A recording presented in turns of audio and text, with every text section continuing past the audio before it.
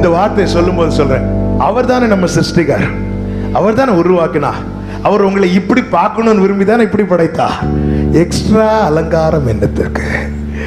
Makeup போட்டு அவரை பயங்காட்டாதீங்க தயவு செய்து. ஆமென். நீ பூரண ரூபவதி. ஆமென், ஆமென். சிலருக்கு டவுட்டா இருக்கு, என்னதான் சொல்றாரோ. ஹல்லேலூயா. நேசத்தை நினைத்துக்கொள், நேசத்தை நினைத்துக்கொள். அவர் தானே சிருஷ்டித்தா.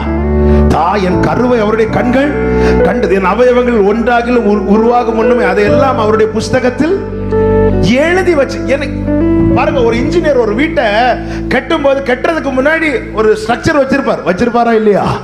அதே போல அவர் வச்சிருக்கிறார். இன்ஜினியர் எதுல வச்சிருப்பான்? பேப்பர்ல வச்சிருப்பான். அவர் எதுல வச்சிருக்கிறார்? உள்ளங்கையில். என் உள்ளங்கையில் ஒன்று வரைந்து இருக்கிறேன். இப்படி பார்த்து பார்த்து ஒண்ணு உருவாக்கினதுமா அவர். கரங்களை தட்டி ஆண்டவருக்கு, நம் சிருஷ்டிகருக்கு மகிமை செலுத்துங்க.